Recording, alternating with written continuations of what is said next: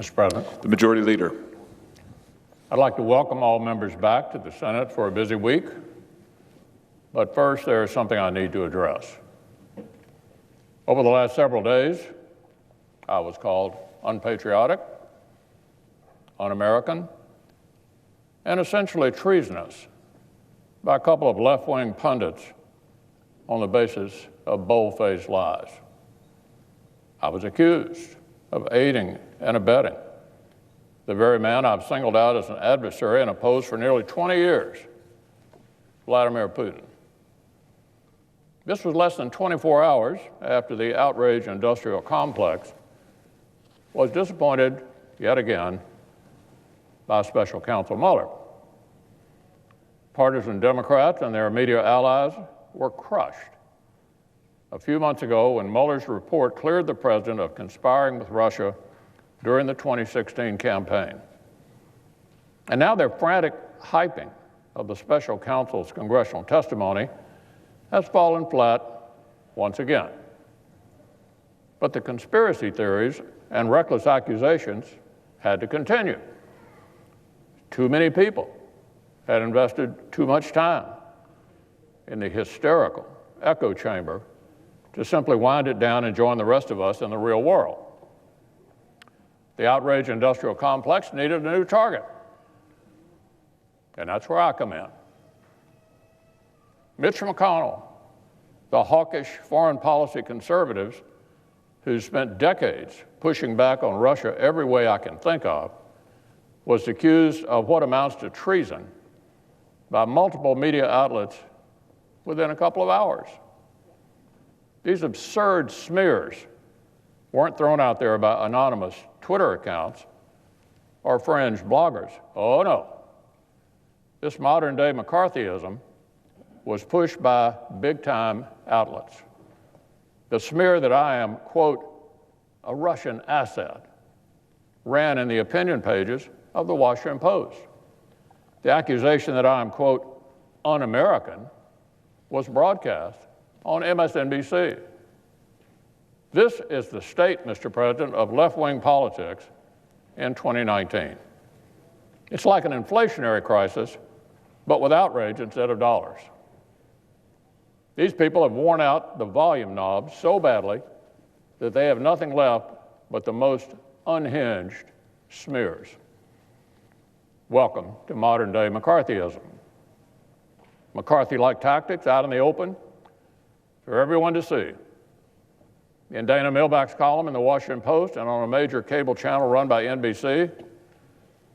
So what started all this? Here was my crime. Bless me, for I have sinned. Here it is.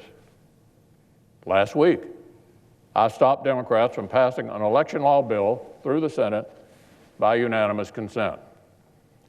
A bill that was so partisan that it only received one Republican vote over in the House.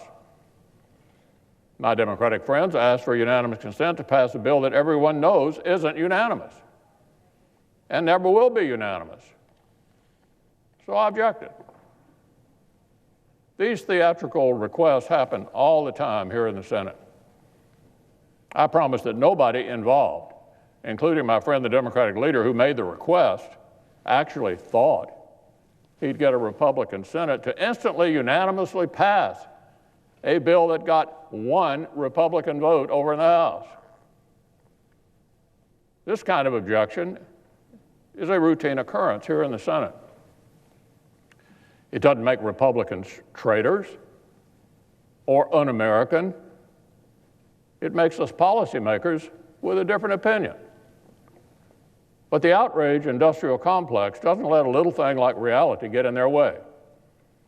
They saw the perfect opportunity to distort and tell lies and fuel the flames of partisan hatred, and so they did.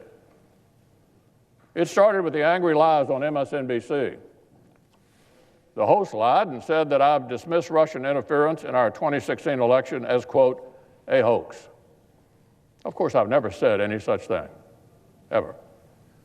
I've spoken extensively and often about Russia's unacceptable interference in 2016. I've constantly discussed all we've been doing to correct the Obama administration's failures to respond more assertively to the Russian threat, including on election security. So, Mr. President, let me make this crystal clear for the hyperventilating hacks who haven't actually followed this issue. Every single member of the Senate agrees that Russian meddling was real and is real. We all agree that the federal government, state governments, and the private sector all have obligations to take this threat seriously and bolster our defenses. Claims to the contrary, claims that anybody here denies what Russia did on President Obama's watch, are just lies. Not partisan distortion, not clever spin, just total fabrications. Now, at least this show is honest about what it offers, and it isn't journalism. Immediately after the host finished his angry string of false claims and called me un-American, another panelist chimed in to applaud the remarks, and here's what he said, quote, "We're at war. It's time for the Democrats to wake up, and we're not necessarily going to play fair." Not necessarily going to play fair. Well, I should say not, Mr. President. Let's remember how deep MSNBC waded into the conspiratorial fever swamp over the past 2 years. They gave airtime to individuals like one guest who has publicly tweeted, among other things, that a former White House advisor was close to being executed for espionage, and that Chief Justice Roberts had sent the marshal of the Supreme Court to the White House to threaten the president. Utter nonsense. They hosted these kinds of conspiratorial voices. Just a few days ago, one former host at the network pointed out, quote, MSNBC built segment after segment, show after show, on building anticipation for a big reveal. But then, the Mueller report took some of their most unhinged stories right off the table. And then just last week, the special counsel's in-person testimony disappointed the political left yet again. So the conspiracy theories needed a new target. A few hours later came the Washington Post column.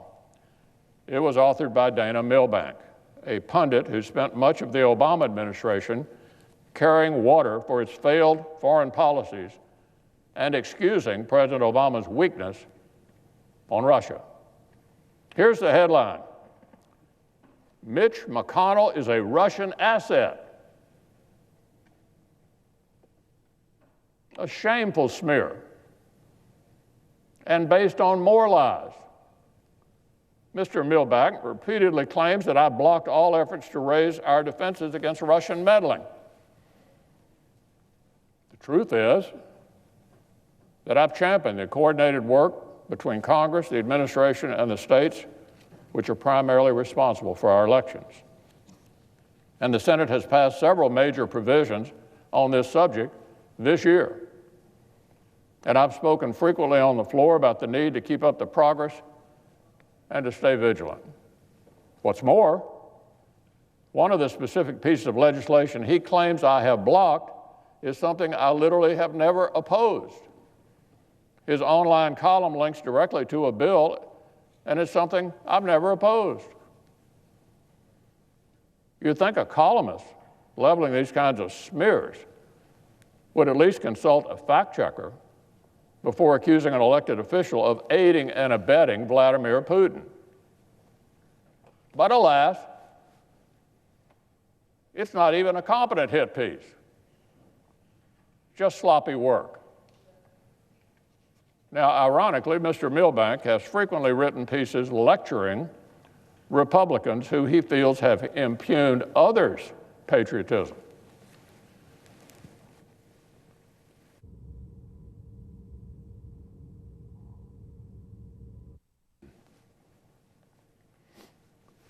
Back in 2013, the same guy wrote a piece insisting that, quote, in America, a political opponent is not the enemy. In 2015, he criticized nutters for questioning the president's patriotism and said that such beyond-the-pale rhetoric had to be thrown out to have a civilized debate. So, Mr. President, you get the picture. When a liberal politician is being criticized, these left-wing pundits become choir boys calling for civility and decency and high-mindedness. But when it's time to smear somebody on the other side, oh, they're delighted to lead the charge. As recently as 2017, this very columnist wrote, quote, "Let's pause to remember, we're all the American people and we all love our country," end quote. As all of our colleagues know, I've spoken at length about Russia's attack on American democracy. I worked to ensure Congress sent hundreds of millions of dollars to the states to improve their defenses, and applauded the whole of government efforts that the administration continues to carry out with states and localities. Good news may not sell any newspapers, boost ratings, or help with Democratic fundraising. But the facts are the facts. And the facts are that this administration has made huge strides, on election security since 2016. They made a noticeable impact in securing the 2018 election and are vigilant and proactive as we head into 2020. A few weeks ago, every senator had the opportunity to attend an all-members classified briefing that I helped organize, detailing the major work that's been underway since 2016. I've been in a lot of classified briefings over the years. It's not exactly common for members to break out in spontaneous applause, let alone bipartisan applause, but that's exactly what happened in that classified briefing. Behind closed doors, Democrats joined Republicans in applauding the progress made since 2016.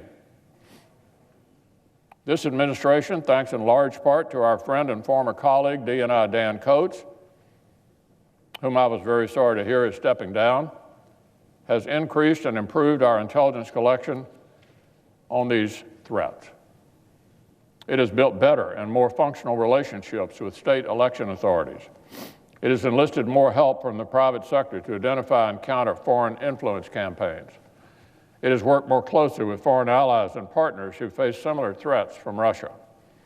It has imposed real costs on Russia for its misdeeds and cut down on the ability of Russian intelligence to operate inside our country. In particular, the Department of Homeland Security has deployed special capabilities in all 50 states for detecting malign cyber activity. It's deployed cybersecurity advisors all across our country. It operates a National Cybersecurity and Communications Integration Center and supports an election infrastructure information sharing and analysis center. Among its many offerings to the states, DHS offers cybersecurity assessments, detection, and prevention tools, training, and career development for election officials, all free of charge. And using the hundreds of millions of dollars Congress sent to the states, which I proudly voted for and supported, the authorities who actually conduct our elections on the front lines have gotten themselves better prepared. This is a long list of significant achievements that my Democratic colleagues applauded and cheered behind closed doors when the administration briefed us a few weeks ago. But in public, in front of the cameras, some of my colleagues quickly pivoted right back into hysterical accusations that only fan the flames of this modern-day McCarthyism. These pundits are lying when they dismiss the work that has been done. They're lying when they insist I have personally blocked actions which, in fact, I have championed and the Senate has passed. They are lying when they suggest that either party is against defending our democracy. This work is essential, and it will continue. Over 2 years ago, I asked Chairman Burr and the Intelligence Committee to take a hard bipartisan look at all aspects of the Russian threat in 2016 and the steps the Obama administration took or failed to take to take to defend against it. Here was the headline, December 2016 from NBC News. McConnell backs Senate investigation of Russian hacking. We wanted a serious, detailed investigation, not a political sideshow. I'm impressed and grateful for the nonpartisan work of the committee staff under the leadership of Chairman Burr and Vice Chairman Warner. The committee's reports on the various aspects of the threat are now being released. They will add vital context and analysis and inform what to do about this ongoing threat. I'm sure all of us will be open to discussing further steps Congress, the executive branch, the states, and the private sector might take to defend our elections against foreign interference. Any further legislation must be informed by this detailed report and by all the steps the government has already taken. At the same time, Mr. President, you can be sure that I've spoken out against Democrats' efforts to seize on the crisis and use it to advance their other long-held partisan goals for the political process. Some of these changes they've sought since long before the 2016 meddling, long before it. So no, I'm not going to let Democrats and their water carriers in the media use Russia's attack on our democracy as a Trojan horse for partisan wish list items that would not actually make our elections any safer. Not going to do that. My opposition to nationalizing election authorities that properly belong with the states is not news to anybody who's followed my career or knows anything about Congress. Even the New York Times editorial board noted over the weekend that while they certainly don't agree with all my views, they are principles going back decades. And the Times had to admit the Democrats are, quote, playing politics, end quote, by introducing legislation with, listen to this, no chance of passing the Senate that serves only to harden partisan divisions. That's the New York Times this weekend. So, Mr. President, my differences with Democrats on complicated matters of election law are the kind of disagreements we used to be able to have without mainstream media outlets screaming that one side is traitorous. This Congress, this entire country, only works when we refuse to let baseless smears displace real debate. Benjamin Franklin said we have this republic if we can keep it. And among other things, keeping our republic means we can't let modern-day McCarthyism win. So here's my commitment. No matter how much they lie, no matter how much they bully, not be intimidated.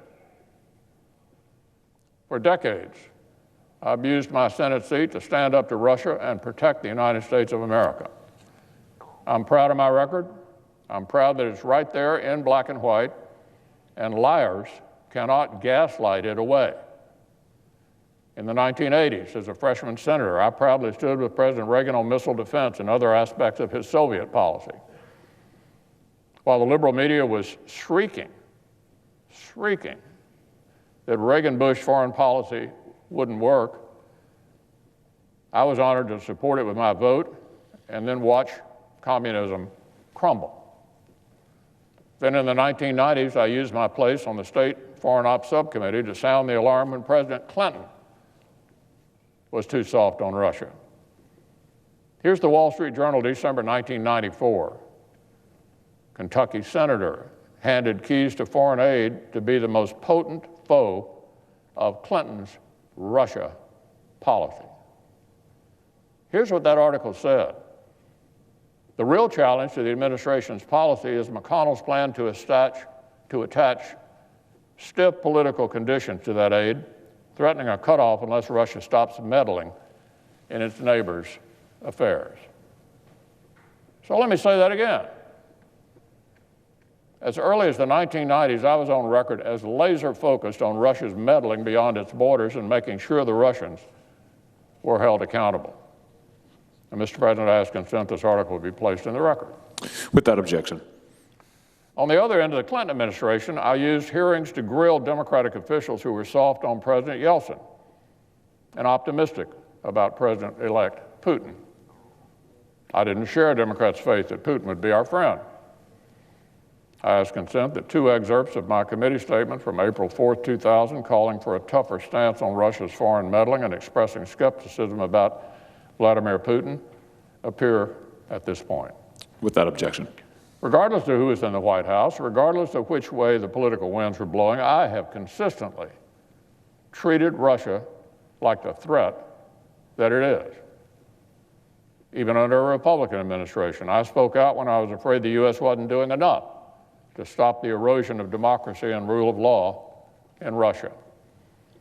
A conference report that I co-authored in December 2003 stated, the managers remain gravely concerned with the deterioration and systematic dismantling of democracy and the rule of law in Russia.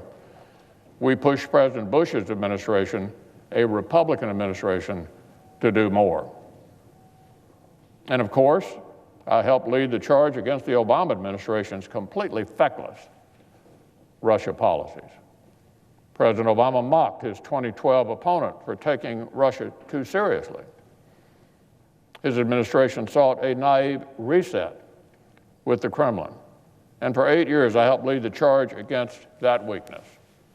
In 2010, I stood with John McCain and John Kyle to oppose the New START Treaty, a watered-down placeholder for the sort of tough stance we knew was necessary. As Vladimir Putin was building up his missile arsenal, we even had to push President Obama to commit to deploying capable missile defenses to Europe. In 2012, I firmly supported sweeping legislation to authorize heavy sanctions following the killing of Sergei Magnitsky in a Russian prison. The Obama administration flinched and tried to tiptoe around our legislation to avoid messing up their charm offensive, but we backed them into a corner and the president signed the bill into law. In 2014, I and other Republicans constantly pressed President Obama to get tougher on Russia with respect to Putin's aggression in Ukraine. So, Mr. President, I ask consent that the news article dated March 4, 2014, entitled McConnell, Obama's passive foreign policy is a mistake, appear in the record. Without objection. And since 2017, I've continued reminding everyone that Putin is not our friend, that Russia is going to continue trying to meddle, that we need a comprehensive strategy to contest Russian aggression, that alliances like NATO are critical for standing up to our adversaries. So once more, for good measure, Mr. President, I ask consent that the news article dated August 15, 2018, entitled U.S. Senate Top Republican Likens Russia to Old Soviet Union, be included in the record. Without objection. So, Mr. President, I don't normally take the time to respond to critics in the media when they have no clue what they're talking about. But this modern-day McCarthyism is toxic and damaging because of the way it warps our entire public discourse. Facts matter. Details matter. History matters. And if our nation is losing its ability to debate public policy without screaming about treason, that really matters. In the middle of the 20th century, the original McCarthyism hurt America's strength and diminished our standing in the Cold War by dividing us against ourselves and letting lies, innuendo, and baseless accusations crowd out reasonable politics. The frenetic, politicized witch hunt distracted from legitimate efforts to contest the Soviet Union, including more sober efforts to root out real Soviet agents in our midst. In short, McCarthyism did the Russians' work for them. McCarthyism did the work for the Russians. Now, here we are in 2019. Again, Putin and the Russians seek to provoke fear and division in our country, to undermine faith in our institutions, to exacerbate our political differences until we tear ourselves apart. And once again, it seems there are some who blindly take the bait. American pundits calling an American official treasonous because of a policy disagreement. If anything is an asset to the Russians, it is disgusting behavior like that.